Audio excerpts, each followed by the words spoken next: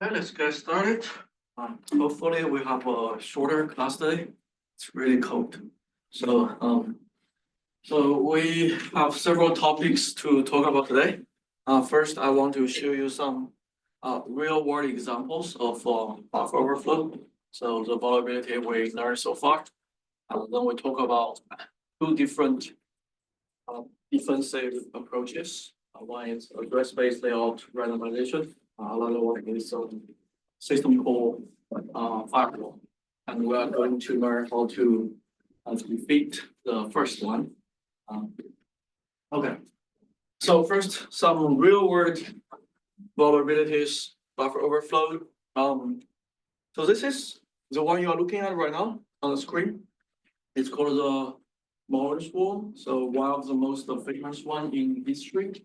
The one took down maybe 40% or more of the internet in the 80s, maybe more, maybe 70% of the internet in 80s. And now every one of you are able to exploit a vulnerability like this, right? So you can see here, that's a finger server, that's a Linux service. And this is the main function of that program. They're using a little bit of old C syntax here. You see there is argc and argv here. However, in the code, we're not specifying the type of the parameters, right? So this is an older C syntax. So the default one, the argc is just integer. So there is no type here. The second one, argv, the prototype is actually here. So it's actually the same as what we have today. It's just an array of strings, array of address. Okay. The problem is there is a buffer. Here it's called line, 512 bytes at the C code level. Then you may be familiar with this. This is just the socket. If you did socket programming, it's a socket address, open files, and there is a function gets here.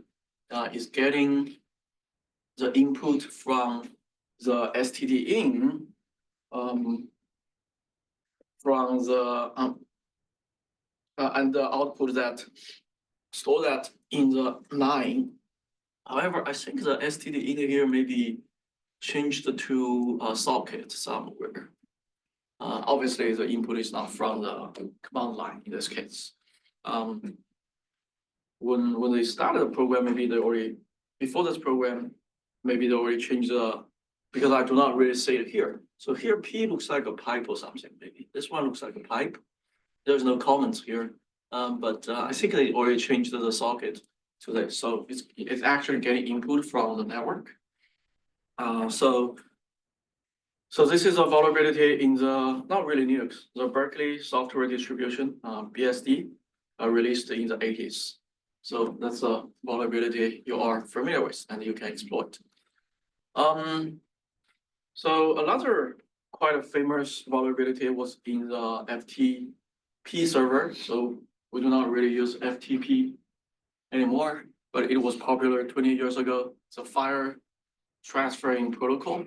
We used to use that to upload and download files. It's based on TCP. So on top of TCP, we have HTTP, we have FTP, and many other protocols. And nowadays, HTTP is taking over. We're using everything in a browser. Even the apps we're using, they're just using HTTP. But back in the days, we have many different protocols as an application name.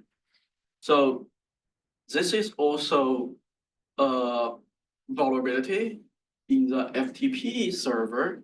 However, this vulnerability is not as obvious as the previous one. The previous one uses that insecure dangerous function gets. And this one is not really using that. This one is basically there is a for loop. And there is add plus plus I. And because of that, there is also another I plus plus. So there will be cases that this value, the i's value, will be bigger than the size of the length. In this case, it's 1024. So it's possible to overwrite just the 1 byte over the buffer. Okay. So imagine if that is that byte belongs to the saved EBP, you can still do something.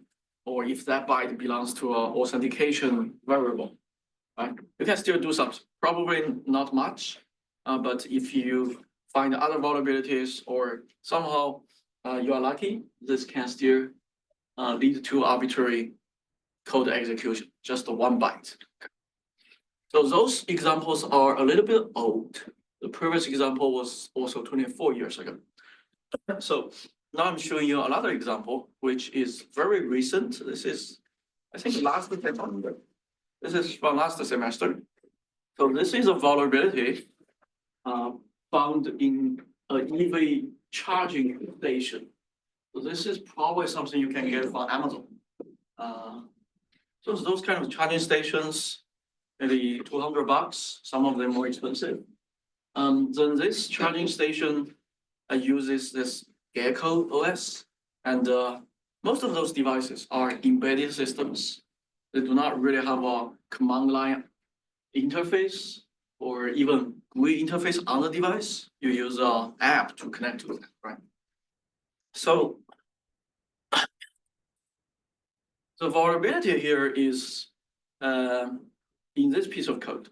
You can see there is a scratch buffer, 132 bytes.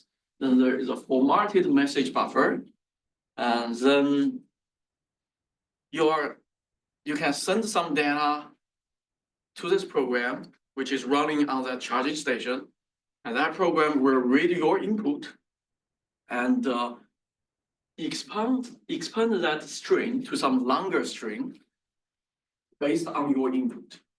Okay. So there are something like T, common, those kind of things. So there are some special characters can trigger the string to be expanded to longer strings, basically. So it's not your input directly overwrite the stack, return address, whatever. It will go through a function, and the function will generate a longer string, eventually overwrite things. So to find this kind of vulnerabilities, obviously you need to understand that specific function to do that kind of transformation. If you understand how they transform things, then you can make the output of the function of what you want. So eventually, there is a bug that you can use the @ symbol, which will be expanded to longer things. @ is just 1 byte, but it will be expanded to multiple bytes. So if you do something like this at TLT, eventually it will be expanded to something like 300 bytes. And because of that, you can overwrite the saved program counter there. So the architecture they are using here is not x86. It's not the architecture we're using in this class. So it's not called the IP or EIP. And also, you can say at this level, there is no stack clearing. So for problems like this, a stack clearing may be able to defeat this, may not be. If you figure out what a stack clearing is, somehow you dump some memory, you can still bypass that. So this is a real world vulnerability discovered just last year. And I think whoever discussed this brought home 10,000 or more hash. So there are a lot of competitions out there. A Linux kernel community organize some competitions. If you find vulnerabilities in the kernel, they will pay you. Apple will also pay you. Then there are also competitions like this one. I think this may be sponsored by multiple communities and organizations. They have the automobile pun demos and also others. It's called a pun to own, I guess. Yeah. They have different things. You can show them your exploits online. If that works, they will fly you in and they will verify your exploits, and if it works, it actually works, they will pay you. For example, I think this last year, this team, some of those teams are actually very small, just 3-5 people, sometimes just one guy. Okay, so this team or maybe this one guy brought home almost $300,000 that year for hacking cars, and some of the vulnerabilities it's similar to what we are looking at so far in the class. There are more advanced ones we are looking at later in this class. Okay, so how can we really find those kind of vulnerabilities? So far in this class, we are using our bare eyes. We're looking at the source code, we're looking at the assembly code, right? Obviously, this is not very efficient. Imagine the Linux kernel has, I don't know, 28 million lines of code right now, right? Even understanding, and a lot of that require us to understand what's going on. So there are better ways to find vulnerabilities, not only just the buffer overflow. There are other approaches, other vulnerabilities we can find automatically. So the research community in the last 15, 20 years spent a lot of time and energy, also money, in finding those vulnerabilities automatically. There are many tools developed. There are many papers published. Even now, we're still publishing a lot of papers in those domains. I just want to mention several famous tools. Valgrind is one of them. I don't know if you've heard of this tool, Valgrind.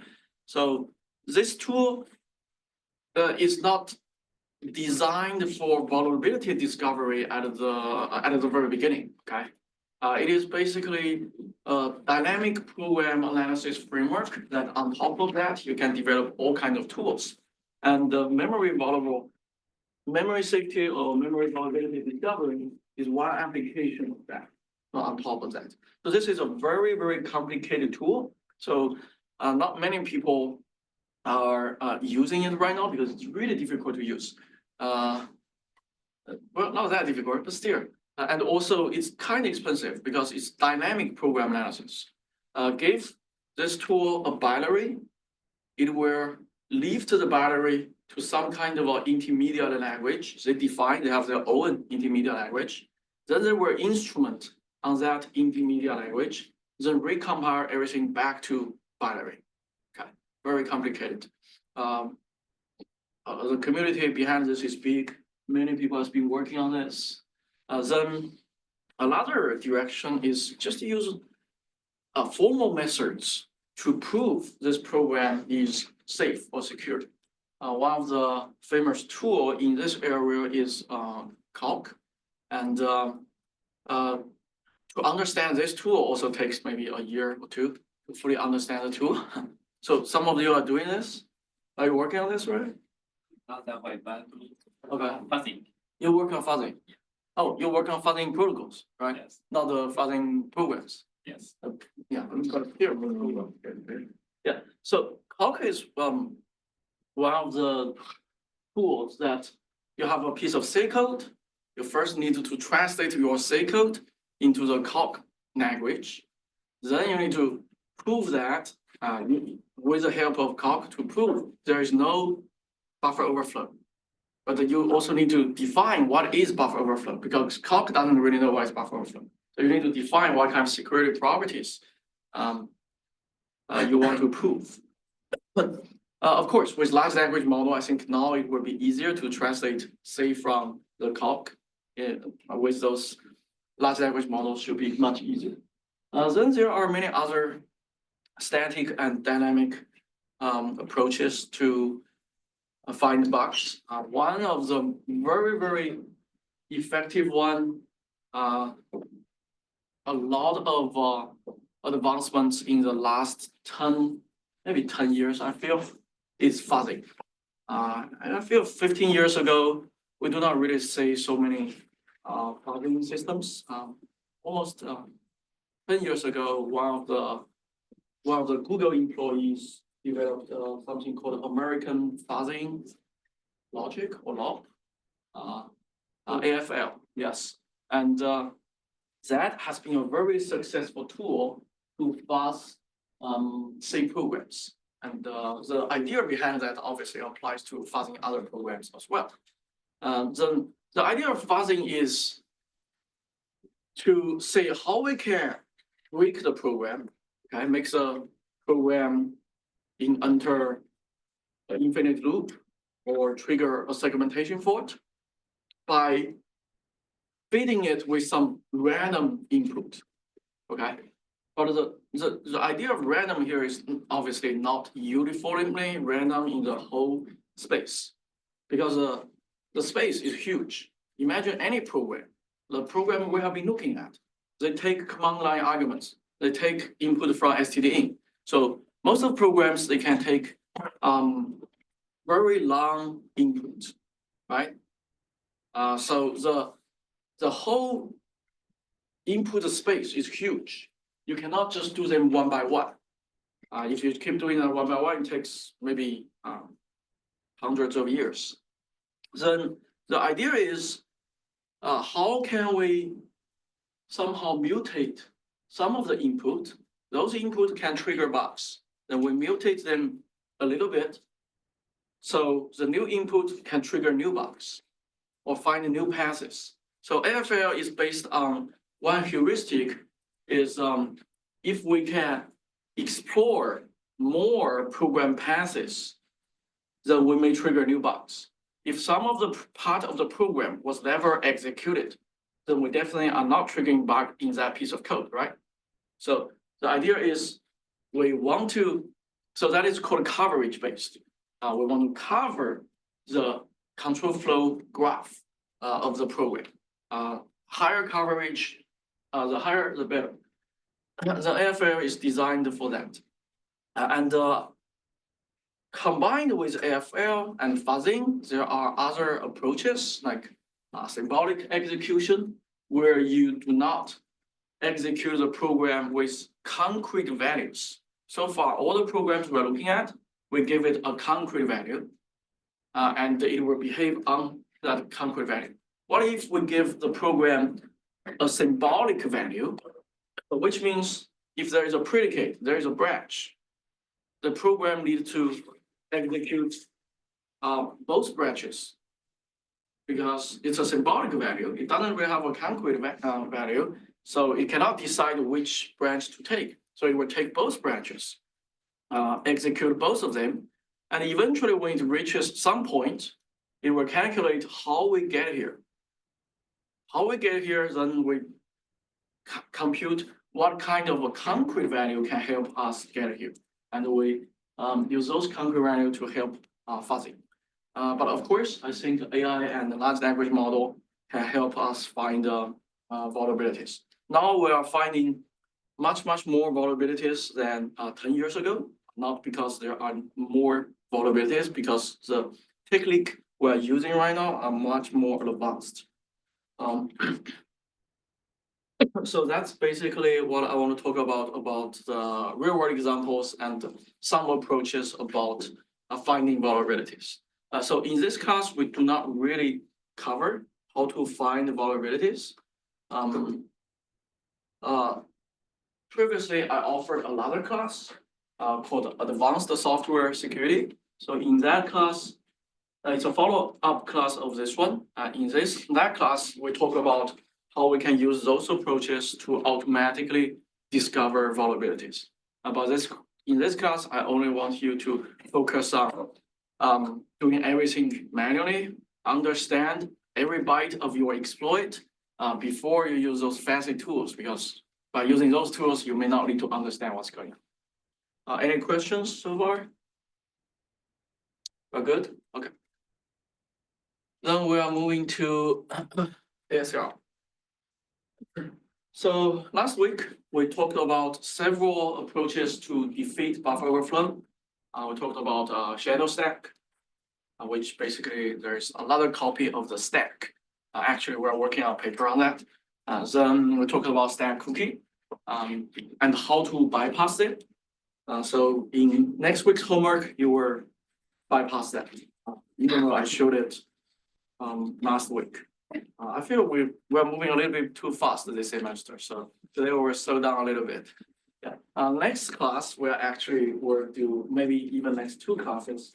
We will write share code. You will develop your own share code. I have like 6, 7, 8 different share code challenges.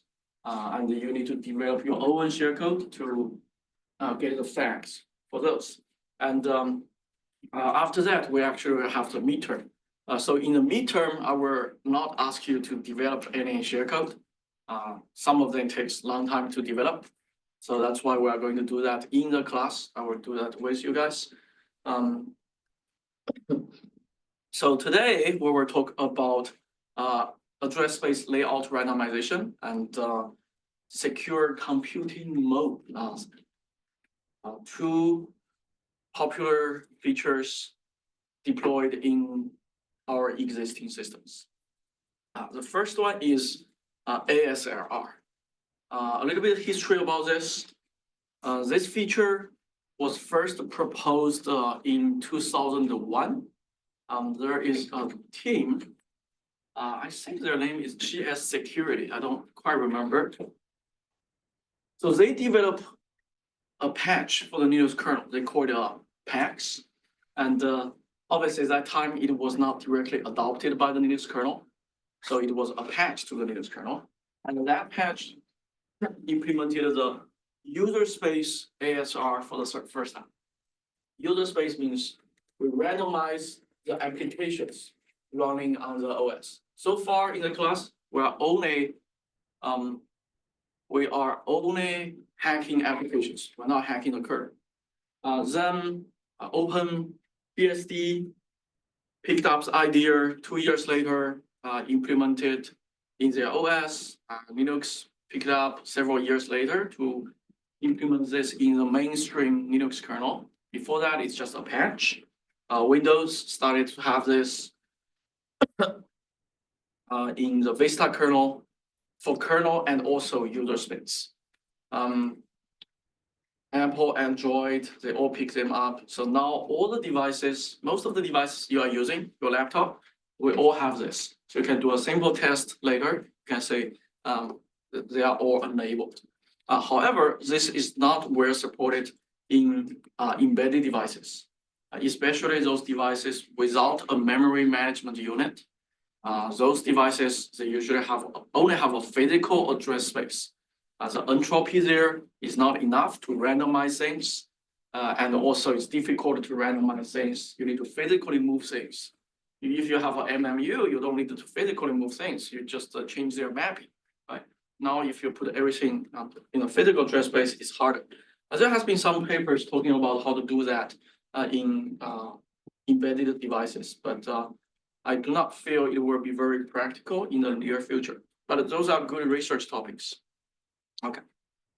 So what kind of attacks address space layout randomization tries to slow down?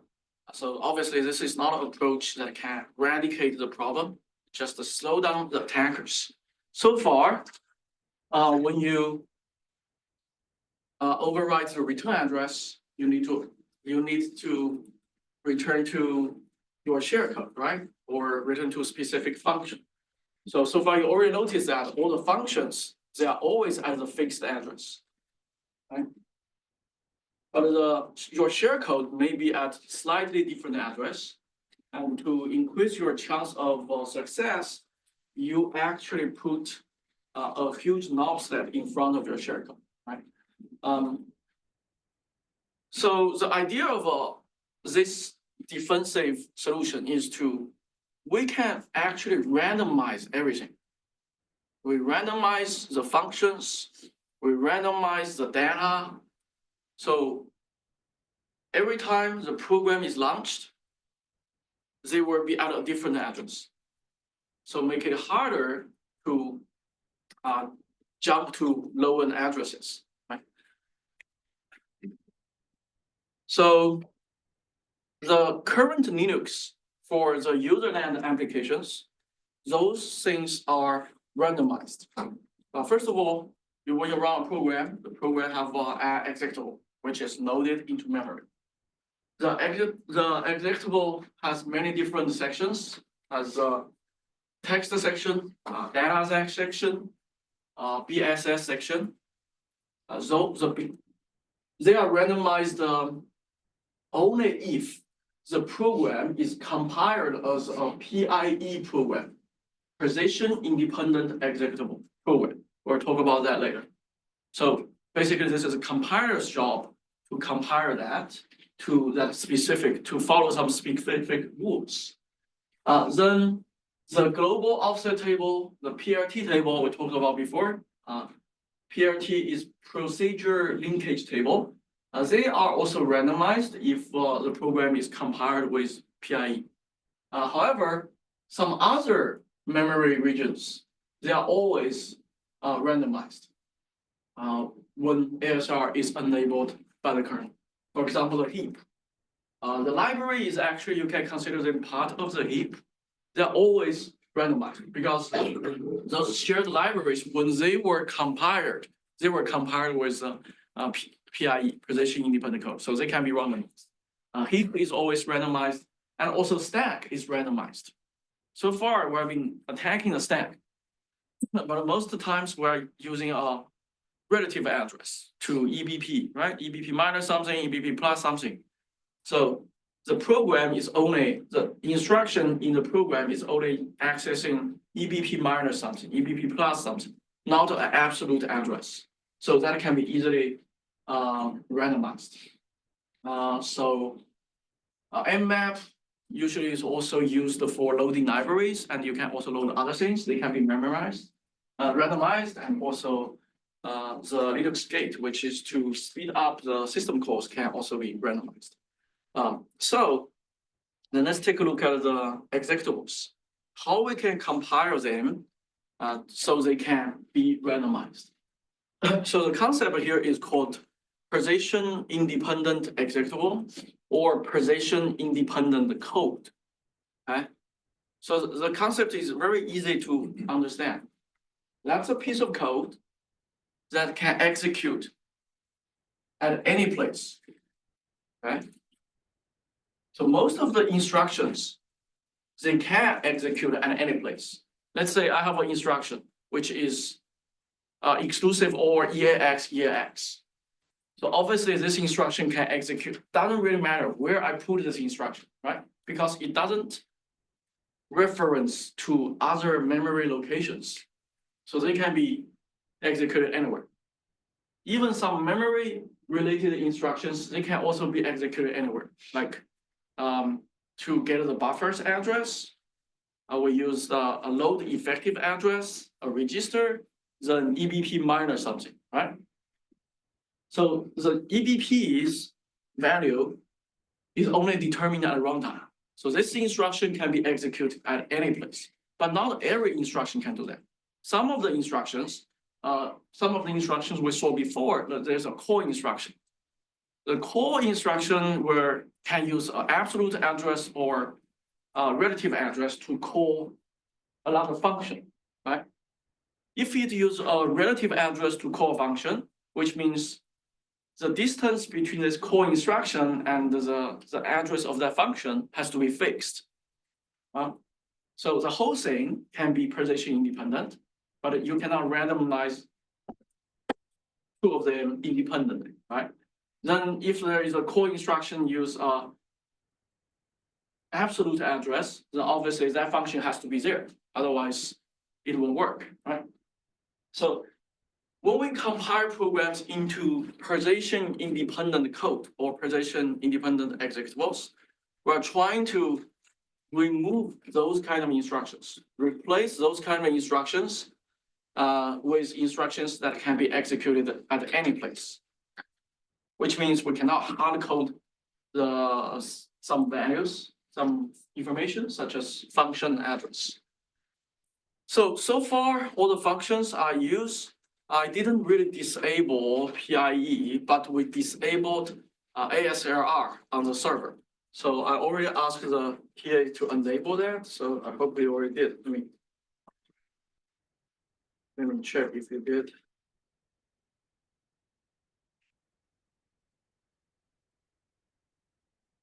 looks like we have the ASLR on the server. Okay, so let's first use several simple examples to demonstrate this. This is an example. Actually, I showed you at the very first class, slightly different. Okay, a very simple program. Make two printf system function calls. Printf eventually may map to puts, but it's still a function. And this program is we compare it with the PIE and without PIE. So first, let's try to run this program on our platform. ASLR.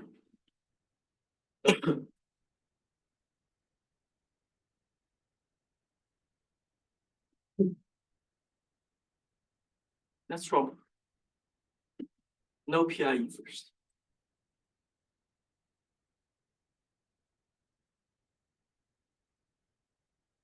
So this program will print out the address of different. Oh no, this is module, not this one.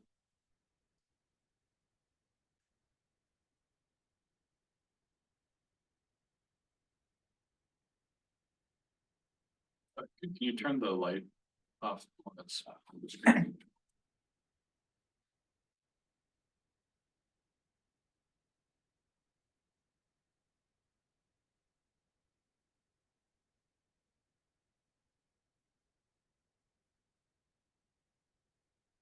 Oops, we forgot to put this one on the server. Yeah, I will do it later, but I have some screenshot of the results.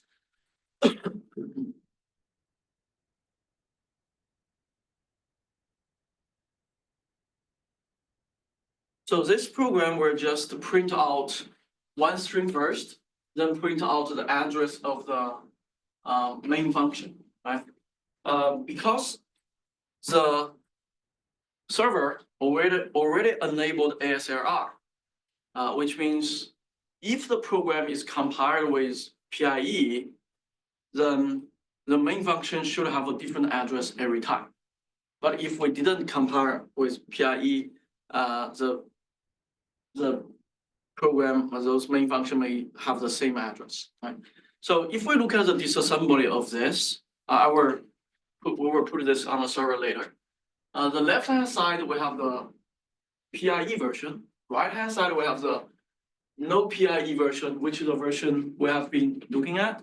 So we actually already saved multiple batteries using this version, but I ask you to just ignore those get PC same thing. Okay. So let's say the no PIE version. We are making two function calls to printf, but very interesting. The compiler actually chose the first one to include two puts instead of a printf. Puts will be slightly faster, I guess. Then you can say the function address of puts is hard-coded. This is a hard-coded address. This is a 0805 something. And that put function is in the C library. It's not really part of this. But in this case, actually, I use the static compile, so it is also part of the executable. Then the buffer's address and something else. This one is this is a string. The string's address is also hard-coded. Okay? This is what we are trying to output, this string. Hello, PIE text. This address is also hard-coded here. Okay. The second printf is the same. Those addresses are hard-coded. Those are the runtime address. So when this program is loaded to the memory, the loader has to honor what the program wants to be loaded, where the program wants to be loaded. Otherwise, the program may not work because those addresses are hard-coded. Then the PIE version of this, you can say, let's look at the puts, the first puts. First of all, the first argument, which is a string, right? The address of that string is not hard-coded anymore. This address is in register EAX, and EAX value is EBP minus this hard-coded value. So there is a base in EBP. The value is determined at runtime. From that base, the string is at an offset. Okay. And this EBP is from where did we get the value of EBP? It's out here, right? The previous instruction is ESP, not doing EBP. This instruction actually gave us, we are adding something to EBX, sorry. We're adding something to the register EBX. So still, we don't know what was the original value of EBX. The value in EBX is actually retrieved from this function. This function is called underscore x86 dot get PC thunk.bx. So basically, this function will get the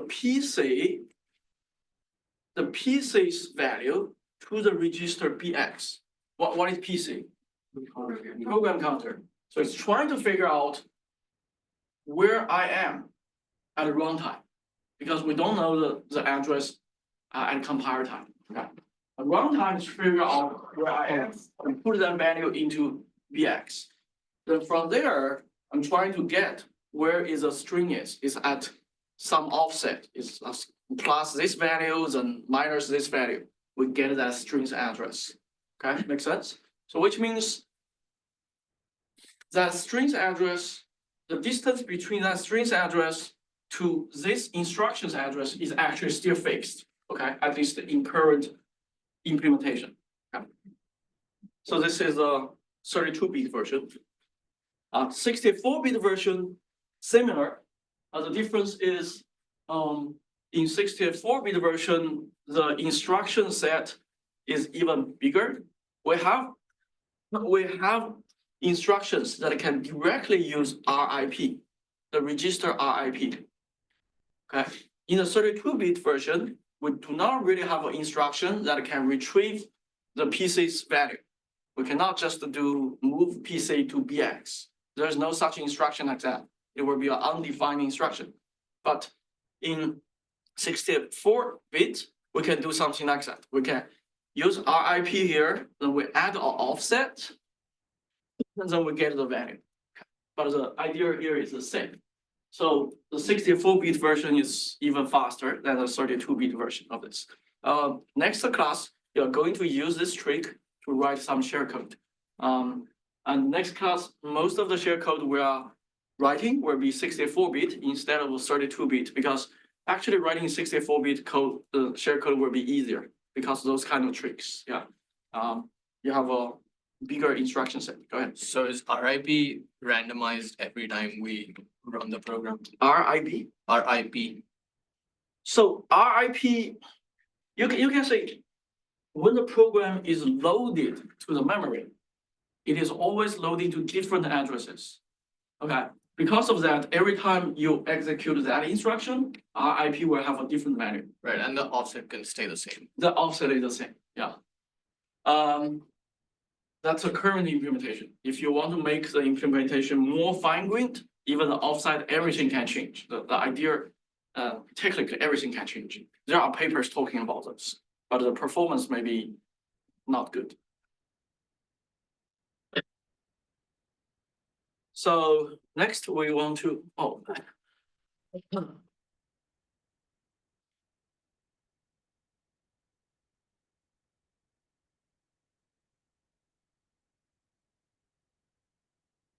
so let's look at this at different levels. We first look at it at this module level. Then we will look at this at the function variable level. Okay. Module, what I mean by module here is just different components of a process or executable. The modules could be the .txt, the code section, the data section, the heap, whatever. So you can see here, this program prints out. Oh, I forgot to put the code here. Okay. So this program prints out the address, the runtime address of different modules or sections. Okay. The first one is the code. Then we have the data, which is global variables, those things dot data. Then we have BSS, uninitialized data, GOT, global offset table, PRT, procedure linkage table, interpreter, dynamic symbols, read-only data, and also print out the stack and heap. Oh, I remember why I didn't put the code here, because it's too long. I can share you guys the code, but it's very long. Because I need to get the stack and the heap address there. Anyway. Then also we compute the distance between different modules, well, actually the distance for each module to the code section. So we run the program twice, and you'll notice that they have different address. The text section, they have different address. This one will have, I printed out 2OX here. Yeah, so this one here is 21. This one is 5F 21. So here is 6261, right? So those 2 bytes are different. 2 bytes are 16 bytes, 16 bits. But I think the randomness here is not really 16 bits. For example, this one may always be 1. Okay, so I think it's right now it's maybe 12 bits of randomness there. Not really for 32-bit version. It's not really. Then the last byte, or maybe the last 1.5 byte, they should always be fixed, and that's offset. Maybe a little bit more than that. Yeah, that's offset. Then this is the first thing we noticed is that their address are actually different each time we run the program. The second thing we notice is the distance between, for all of those sections, their distance to the code section, they are actually fixed. So here, the first time we run the program, you can say this number 11,856, 11,856. They're always the same, right? So all those are actually, those offsets are actually the same. That's because the current implementation in Linux were put the whole executable, all its modules, randomize, treat them as a whole piece, and put them at different addresses in the memory. So the offset between them is always fixed. Okay. That's also why the previous example, we say the code is looking for a data in read-only data section. However, there is a fixed offset, even though the base is different. However, the stack and the heap, their distance to code section is different. Okay. The number is a little bit big, so it's not that clear, but you can say this one is 3571 here. This one is 394032. Say those 2 numbers. They are actually different. Okay, and also this number, the heap, this number is also different. So which means the heap and the stack, they are randomized independently to that executable. So that's the current implementation.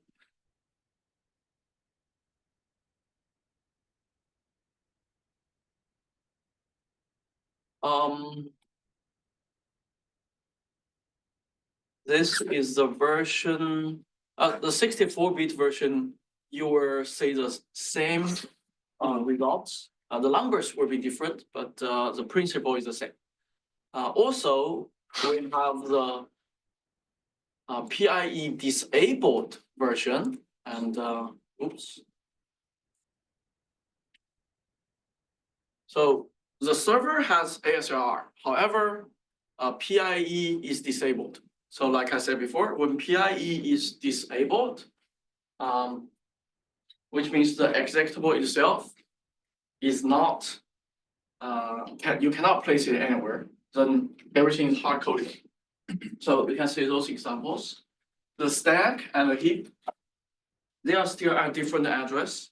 The first one, they are at, stack was at somewhere 79, and this one is 85.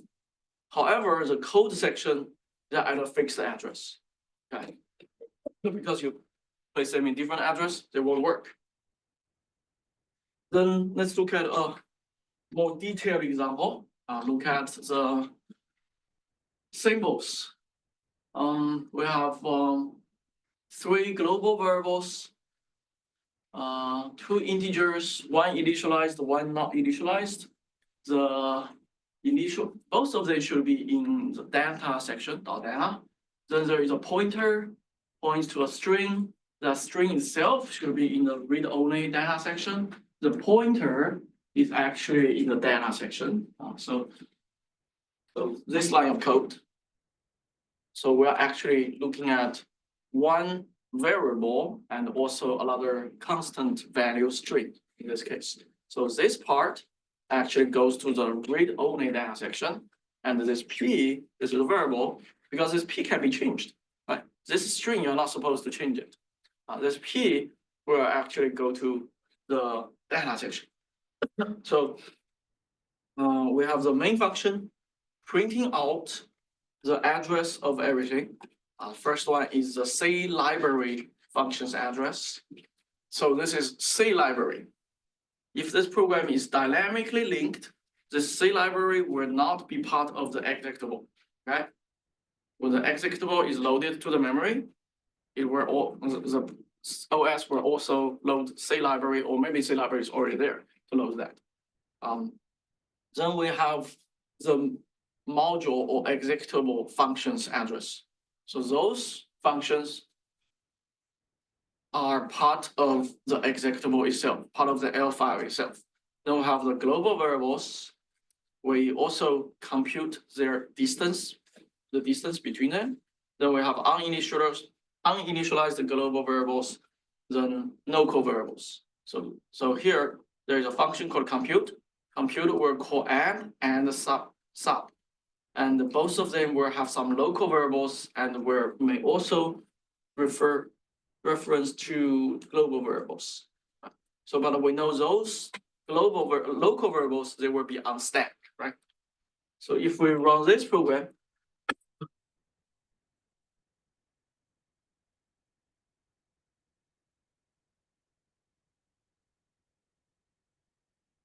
let's run the version without PIE first. We run a static version.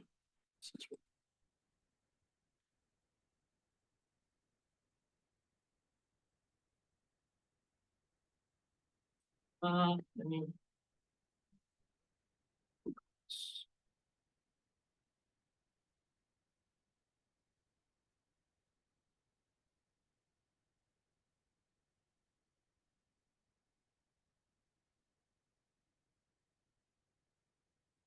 Okay. We run this program twice. ASLR is enabled on the server. However, the program is static and no PIE here, which means the programs, the executables should be at a fixed address. But this one, even the libraries, they are actually fixed at a fixed address because the library is part of the executable because it is static compiler. Static compiler means this is not dynamically linked. So in this case, everything, all the functions, they are at the fixed address. Module functions, library functions, same address. Global variables, same address, because they are also part of the executable. Executable is the same address. Only the local variables, you can see, they are at different addresses, the local variables. So stack is still randomized. 64-bit version the same, so we will skip that. If we go to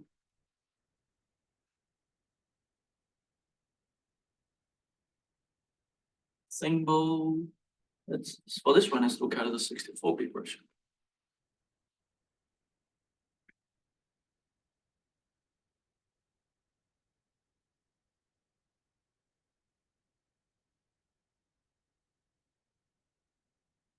This is the PIE version. first of all, the C library functions, their address is different. This one is 09, right? Here we have AB, right? And we have enough entropy on 64-bit version. You know, from somewhere from here to here, they're different. That's maybe 3.5 bytes. Okay, something like maybe 30 bits already, close to that. Okay, so the entropy here is big. 30 bits is what? 30 bits almost 1 GB. 1 GB is 1 billion. So 1 billion possibilities there. So the address of those functions are different.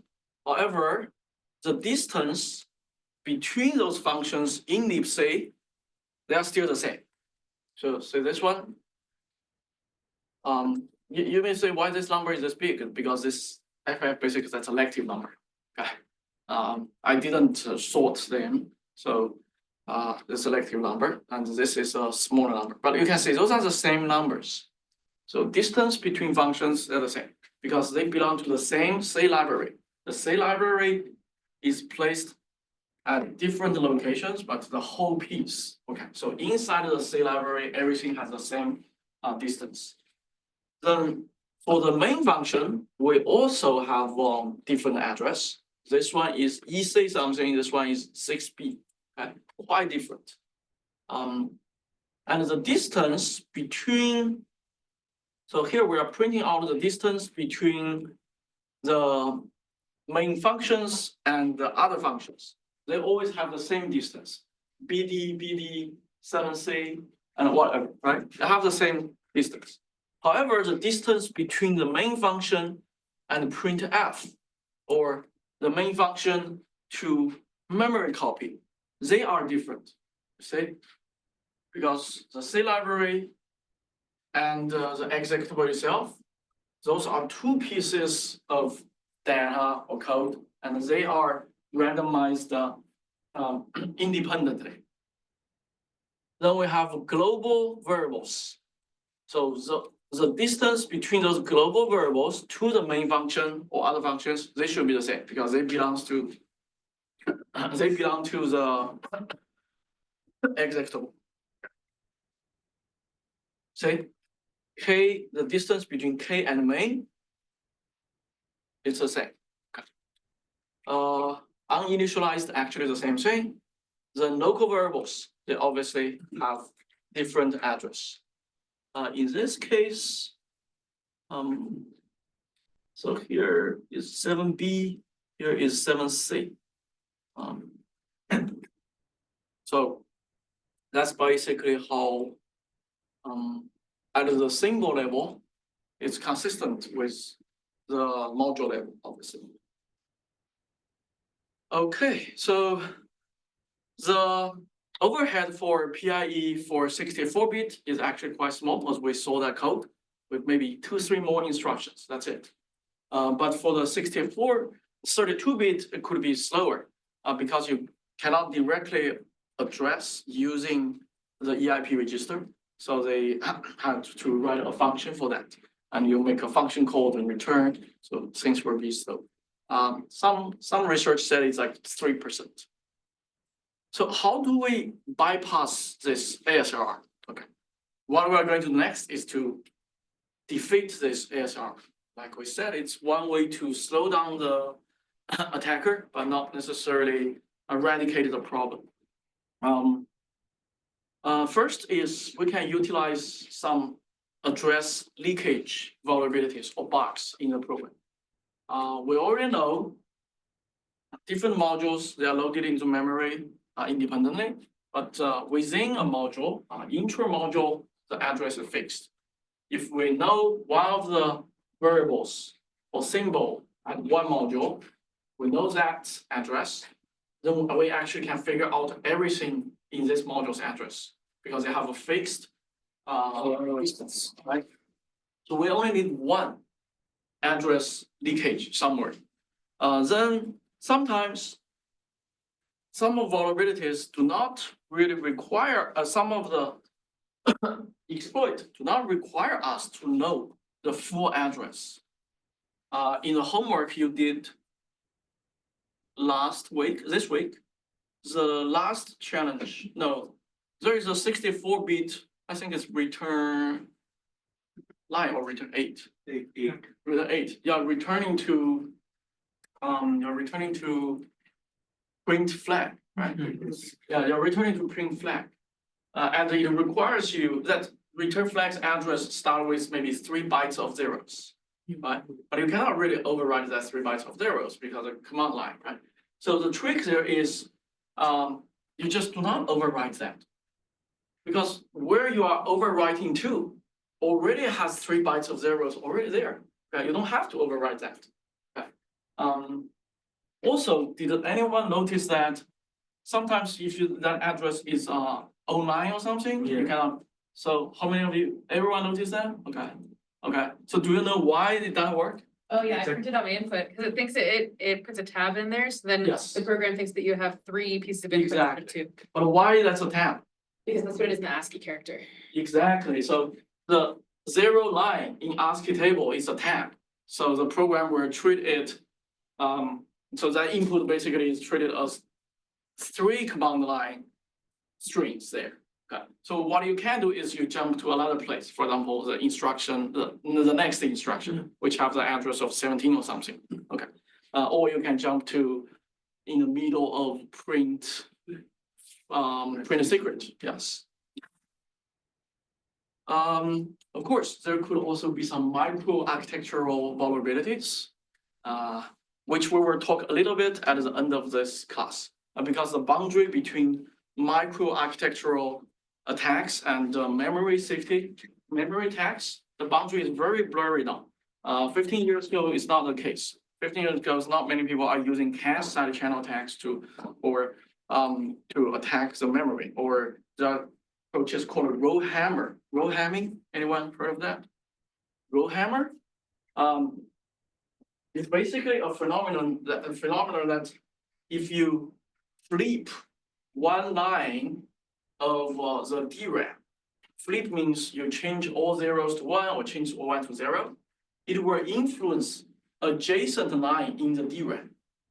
As computer scientists, we don't really know that, but EE people probably know that for decades, right? Then the attacks try to just flip 1 line or maybe 2 lines, then try to influence the line of memory in the middle.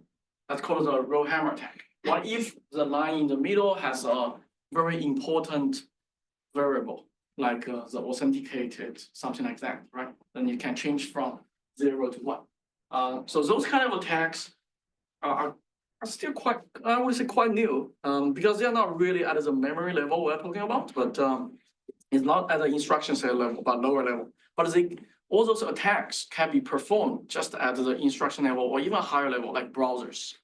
If you just run some JavaScript, you can do row hammer on the physical DRAM. And if this is a cloud infrastructure, you are sharing a virtual machine with someone else in Amazon's cloud. And in your browser, you may influence the other virtual machine's DRAM. Right? So sounds very sci-fi 10 years ago, but it's a reality now. Yeah. Okay, so next we will learn how to bypass ASLR. This is our very first. We have 2 challenges in this class. The very first challenge, the program print out where val_foo is. Okay, then there is a buffer, then there's gets, so there's a buffer overflow. No corollary, to make things a little bit easier, no corollary. The main function calls val_foo. So this one takes input from std_in, okay? This one, okay. Then in the address space, we have print secret. We also have print flag. You can return to either one, doesn't really matter. The difference is that the distance between them is a little bit big in this case. So I wanted to make things easier for you, so I add print secret there. But you don't really Technically you can do both, yeah, let's say. Let's first run this program.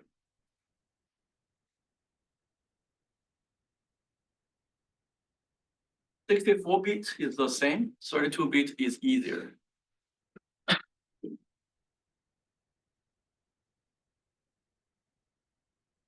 Okay. They're different. They are different. Yeah.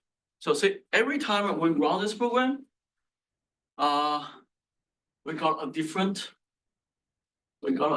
address for Volvo. Okay. We're trying to return to where we're trying to return to. Either print secret or print but we can do an obj dump for this.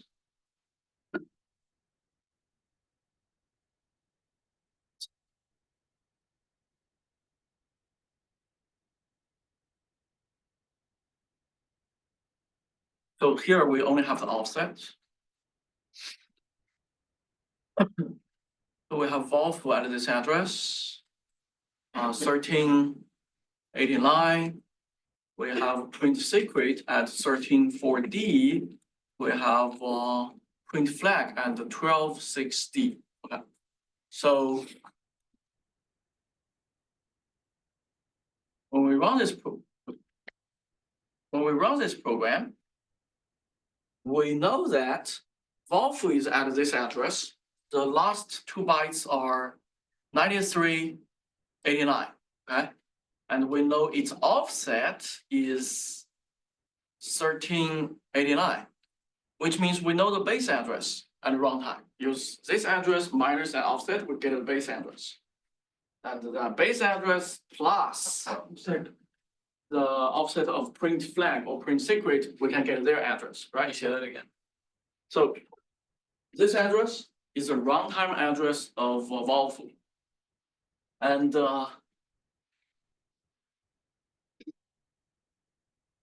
this address is the offset of Volvo to the beginning of that executable.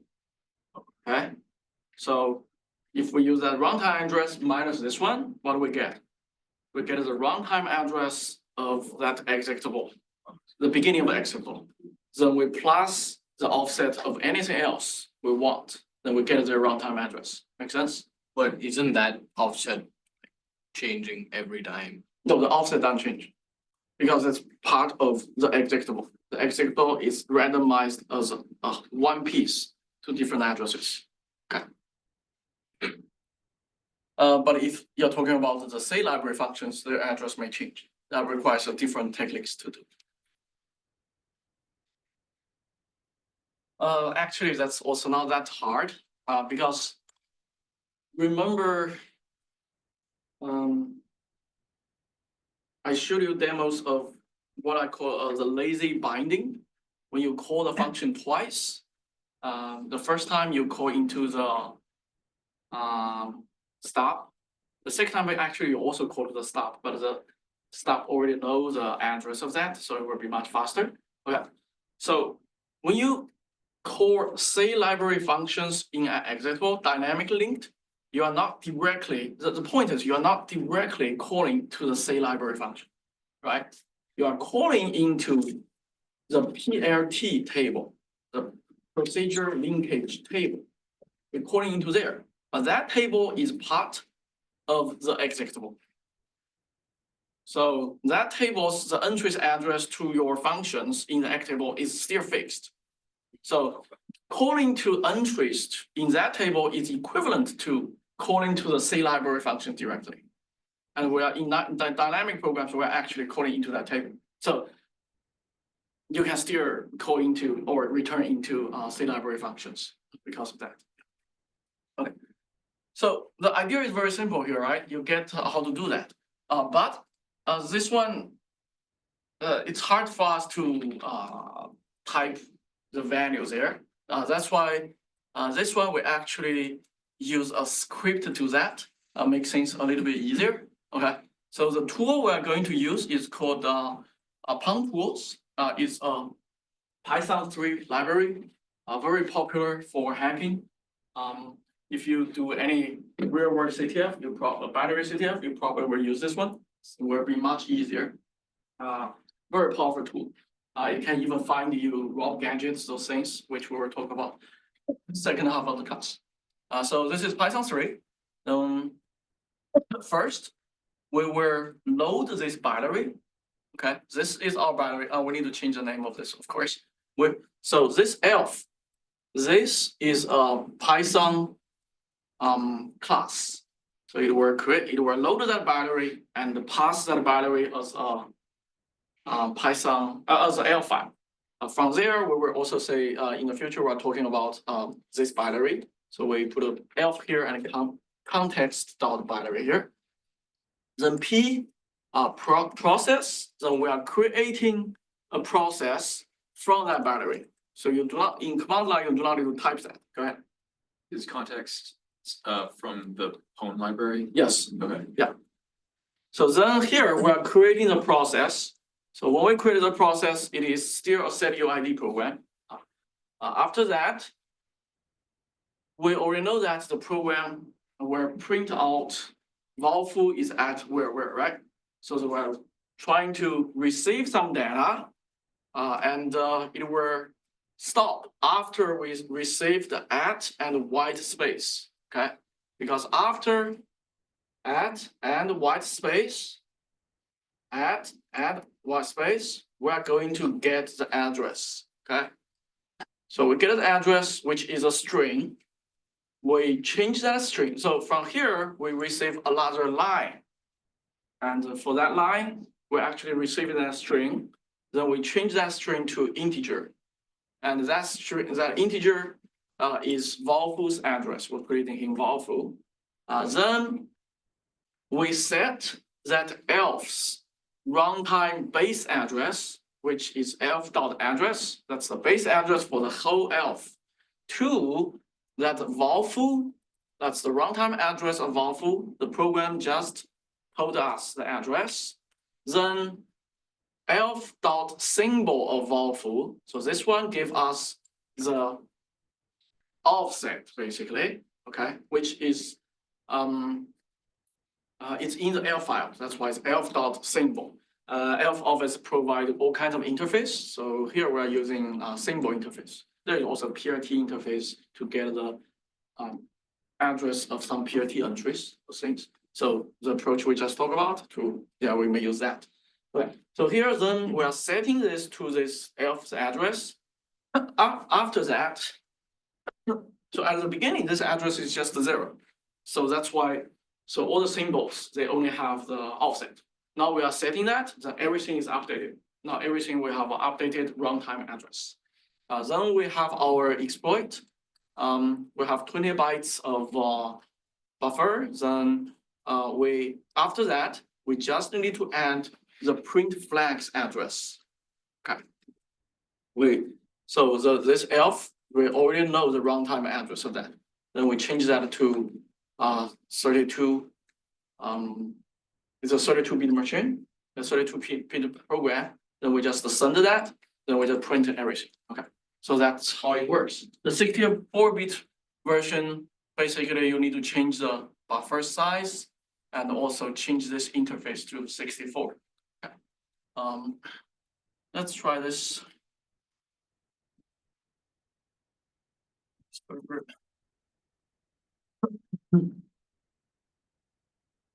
should go to the temp.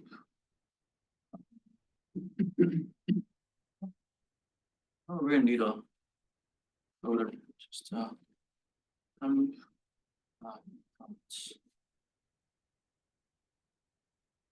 So what's the UI. PY, right? Yeah, I mean, it doesn't really matter. So we are changing this to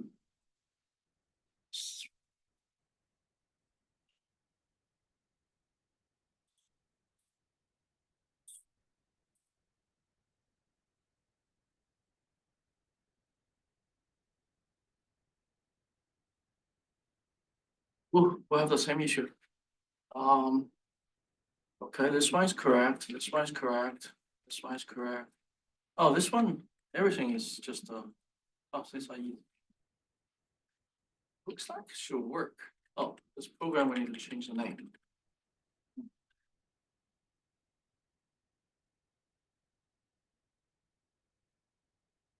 Basic underscore. Where? Where your cursor is. Oh, yeah, should be this one. Do you have to do dot slash? No. Hmm. So, and that's actually a very good question. So if we do dot slash, what will happen? In the current directory. we'll try Yes. Where's the current directory? The 10th. So that battery is not really here. That's why we're doing root, yeah. Yeah, so if you do dot, that's the relative path. This is an absolute path. Okay. Just to run this.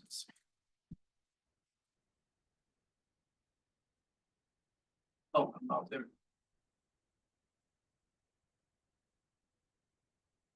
Yeah.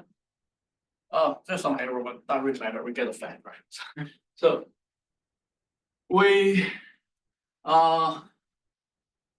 compute the address, then we send the exploit back, and we get a flag. Obviously, if we change this a little bit to here, we have two functions, print flag and also print secret. Both of them should work. This one should also work. Yeah. See, right? Okay, so now you understand how this works. Let's go to the next challenge. It's almost the same thing, except that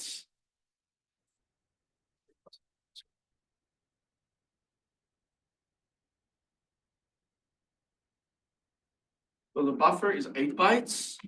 We are memory copying to the buffer from your input.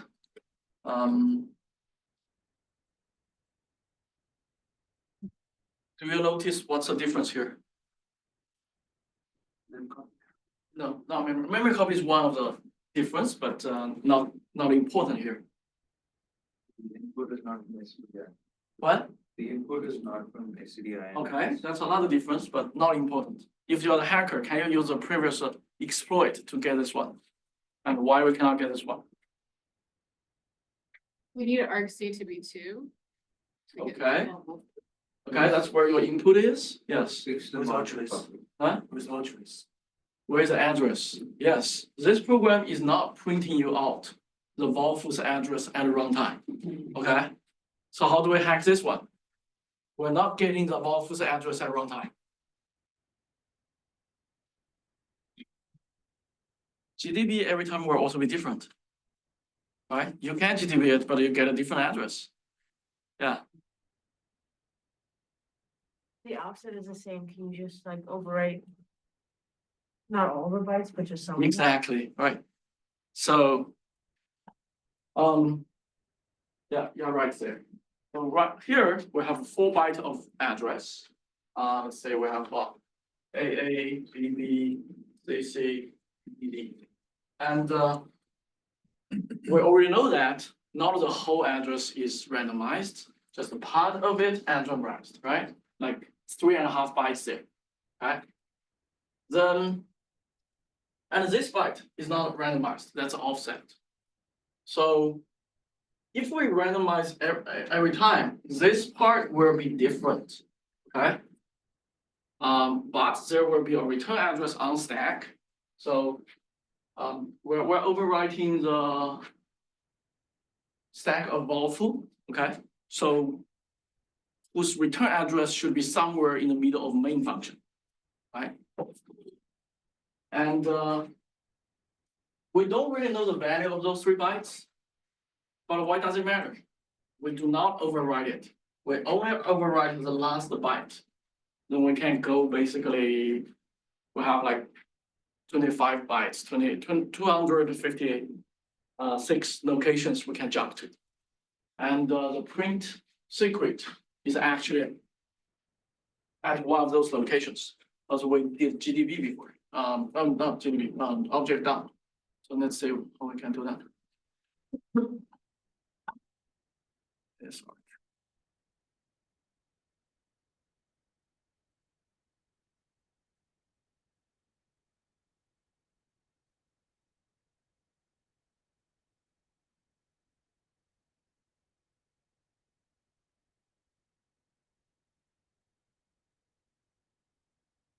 So Baofu will return to here. 13 FB. Okay, the offset is 13 FB. The runtime address is 13 FB plus a base address. Baofu will return to here. And print secret is at 13.8D. So if we just change the last byte to 8D, that's enough, right? We don't need to know the previous 3 bytes. That don't really matter to us. The flag is at 12. If you want to return to print the flag directly, that's tricky because offset is 12. That byte offset 12, but runtime you don't know the value. The half byte is randomized. That makes sense? Yeah. That's why actually in this program I have print flag and print secret to make sure they are you know the first 3 bytes are the same. Can you repeat the print flag and? So print flag. If you want to override print flag, you need to override this byte as well, right? This byte you don't really know the value at runtime. You can try. You can keep trying, and you only need to try 256 times. Then there's high chance you can hit one, right? Yeah. Go ahead. Is the randomization deterministic in a way, or like if you tried 256 times, that wouldn't be a guarantee, right? No, there's no guarantee. Yeah. Likely. So the possibility of successful exploit is 1 out of 256 in this case. Yeah. So if you try 256 times, there's no guarantee you are successful. Yeah. So if you kept trying this same address 256 times, Yes, that would. try the same address. Yeah. Now try different address. Then if you try different address, then every time it's independent. Yeah. Okay, so this one is simple. What's the size of the buffer?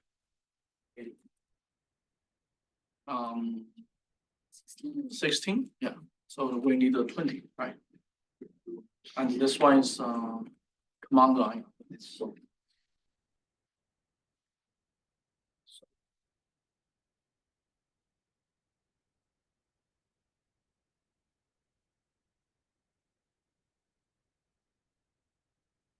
$20 bytes of garbage, then 1 byte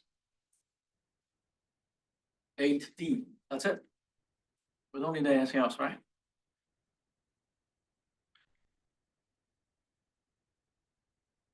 Yeah. See? So what will happen if we do DE? 8E? Do we get the flag?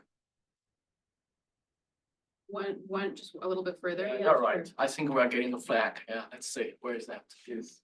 So much further. It, oh, not lawful. Good. Oh, may not, because this instruction is 3 bytes. So we're jumping into middle of that. So there may be an undefined instruction, but we can try. Actually it works. So that's a valid instruction. Let's say, why it's a valid instruction? And it's not only it's a valid instruction, it will not break anything. Align disassembler. Oh, this one. This one is very slow. This one is good. So the bytes are those 3 bytes. This was 32 bits, little endian. Okay, so that's weird. It's not a valid instruction. Check. So 2 bytes should not work because there is a STI. STI is set interrupt. That should be a privileged instruction. So later let's debug that to figure out what that is instruction. But if we do 1 more byte, it should not work. F should not work. Yeah, F doesn't work because STI triggers should be a privilege problem. Yeah, STI is set interrupt. There is also. What is a disable interrupt? Maybe ESI or whatever. So that's in the kernel, you can use those instructions to enable and disable. So let's take a look. But one more. So FE, but how about 90? 90 may work, right? Because that's one. Just FB. Say, oh, I know why this part doesn't work. Whatever. Because so there we're looking at 3 bytes, but actually the instruction may need the bytes after, maybe 4 bytes, 5 bytes. Make sense? So it's maybe a vanity instruction. Maybe we can try later. This one FB doesn't work, so this should not work. So this one doesn't work. However, 91 should work because we're basically skipping that. So 91 works. So let's take a look why 8E works. Let me just start this program.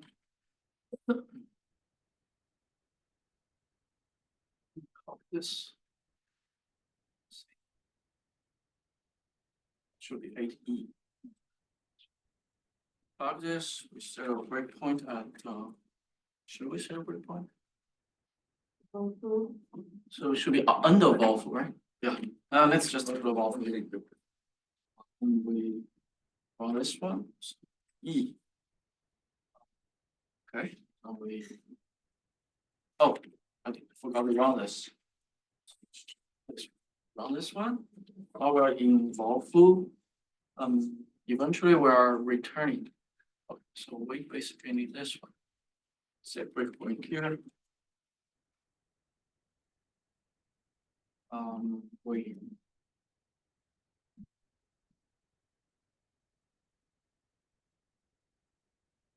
Okay, we need to continue. So now we are going to execute.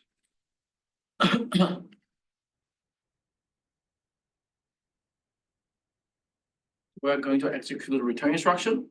So let's say what is the instruction we are returning to? So this is a disassembly of this, but we are returning to DE, 8E. Which one is working? Not 8E. B. Oh yeah, that's right. E. Okay, so we just want to examine what is the instruction here. Just examine 5 instructions from where EIP points to. Oh, it's actually a log. Okay, that's why the CPU treats that 3 bytes as a null. Okay, that's why it didn't trigger any fault and keep working. Eventually give us a flag. But this is a weird log, you see. Why there is it's probably in the reserved space of the instruction set. So everything started with that will be like some reserved instruction or not. Reserved instruction basically means could be used in future, but now they are not instructions.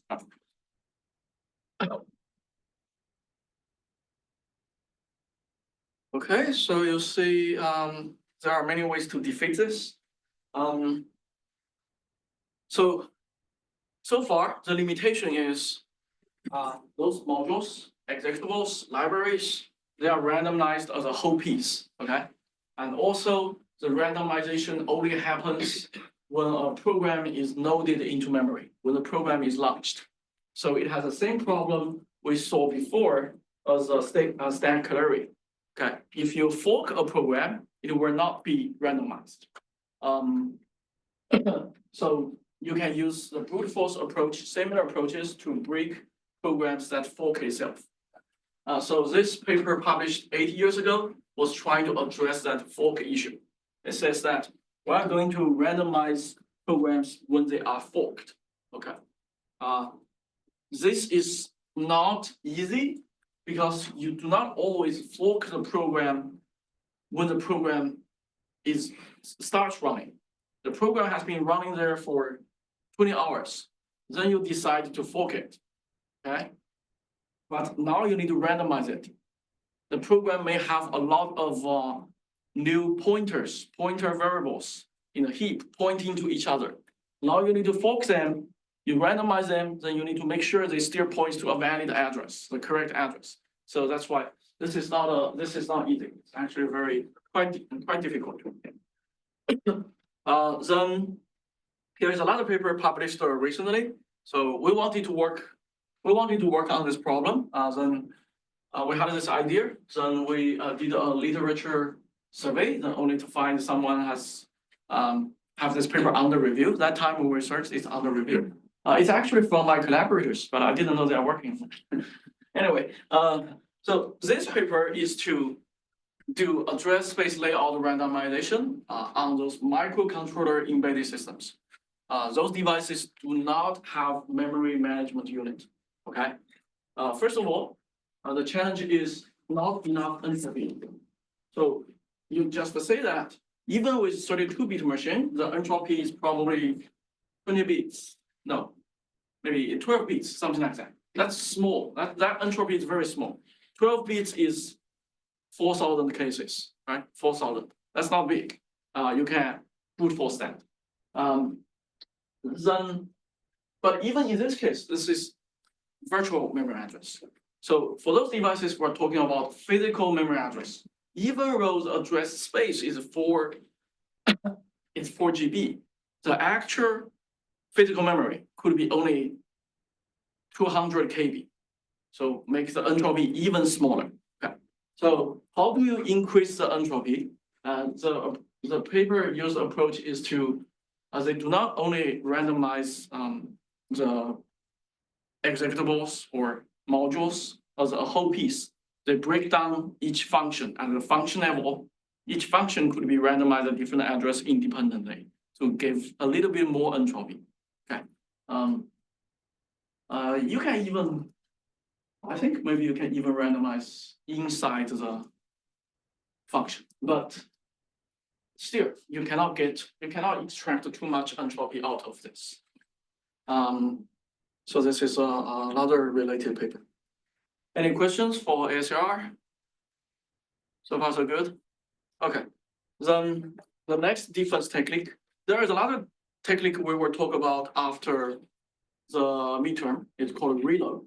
If you have been using that check sec program we provided in the root directory, you notice there the check sec will take you reload. That's another feature we'll talk about when we because we are going to bypass that in one of the attempts later. So we will talk about that when we reach there. So the fifth defensive technique we want to discuss is secure computing mode or Seccomp. So this is basically a Linux kernel implementation has been added to the Linux kernel for a while. This is just a firewall. Okay. This is a firewall to make system calls. Okay. So you have been developing shellcode. Your shellcode makes several system calls. At least exe, CVE, sometimes others as well. But if you are writing a program, you know what your program is doing. How often your program should make the exe, CVE system call, right? If you are writing a shell, obviously it has to make an exe, CVE. You are writing a game, you are writing a Sudoku program. Why should it ever make the exe, CVE system call? The idea of this is when the program executes, it will first tell the kernel, I will only make the following system calls, okay, not others.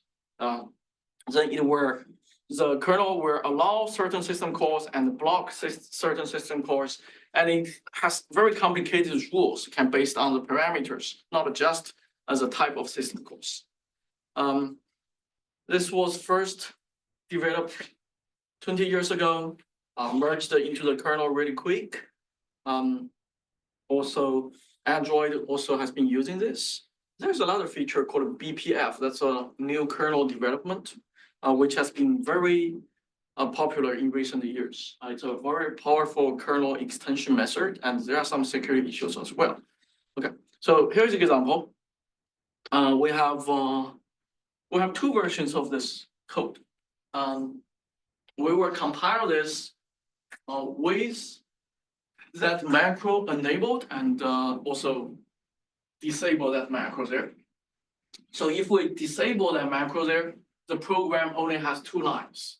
It's a system call to create a shell. That's it. Okay. If we have that enabled, then we are using that Seccomp filter or firewall. It will first create that filter context, initialize that. Initialize first is to allow everything. Okay, allow everything. Then we're going to add a rule. Okay, so all the firewall has rules, right? Or policies. The policy could be very simple. It could be very complicated, depending on previous states. First order logic or higher order logic. There are people working on logic, working on those policy or rules. Anyway, so we're adding one rule here. The rule is if there is a system call, execve, then we're going to kill the program. That's it. And those things themselves, this init, rule and load, those are system calls itself. I think the init may not be system call. This may be a system call, yeah. But we can check later. But those are also system calls themselves because eventually the kernel is making this happen, right? So that's basically it. It's very simple. So we look at those examples. Seccomp.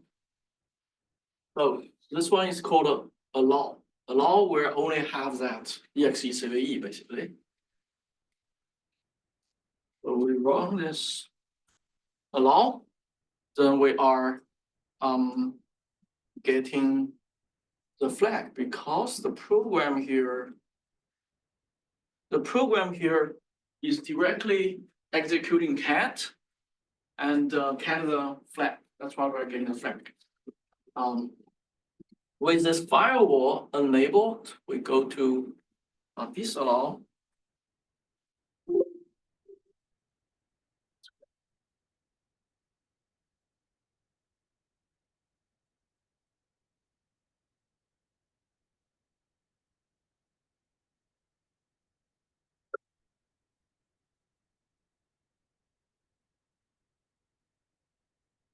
It will print out bad system call, okay? If we do a trace on this one. And see, those are new, right?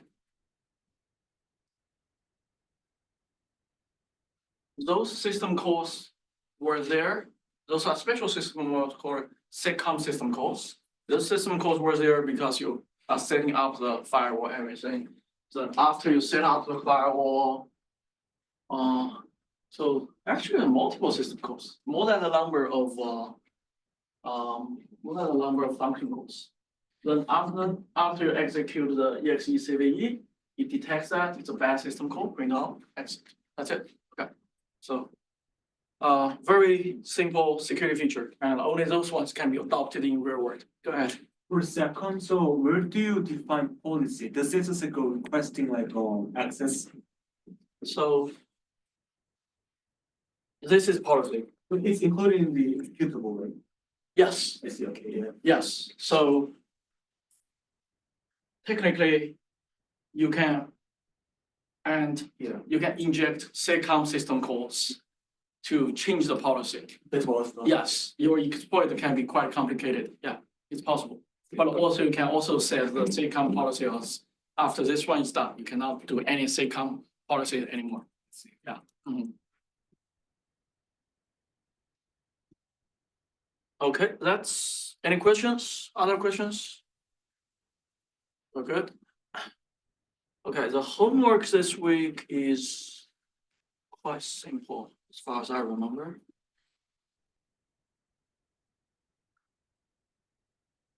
The homework this week,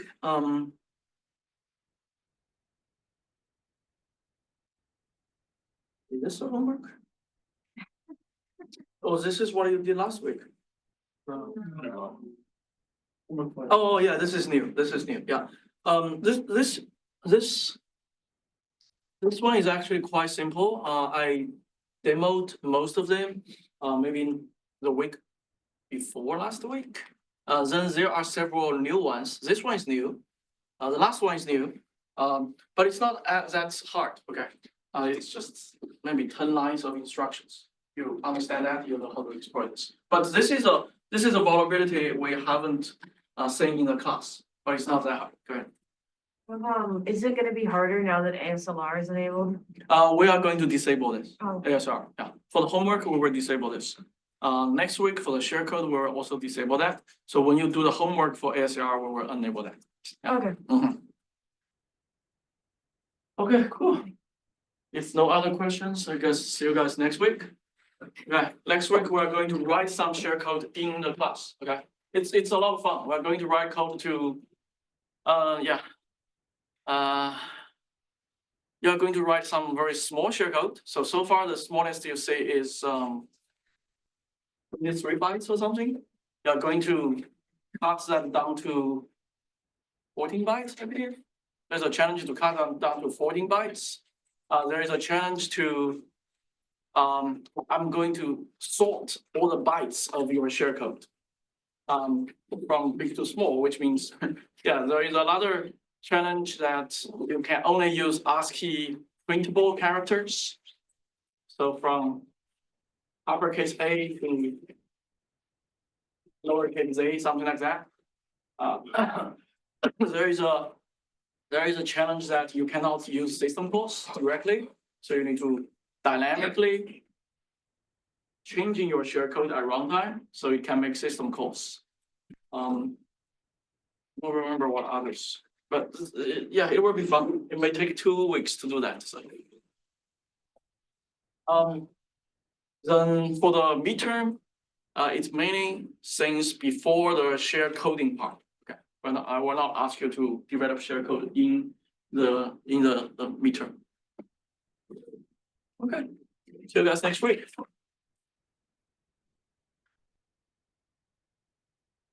Actually, won't be here next week. Is Okay. there a way I can like? It will be online. Awesome. Yeah. So you want to join online live or watch the videos? No, I'll watch Okay. the video. I won't be able to. Yeah, send you a conference or something? No, I have a flight scheduled on Thursday night.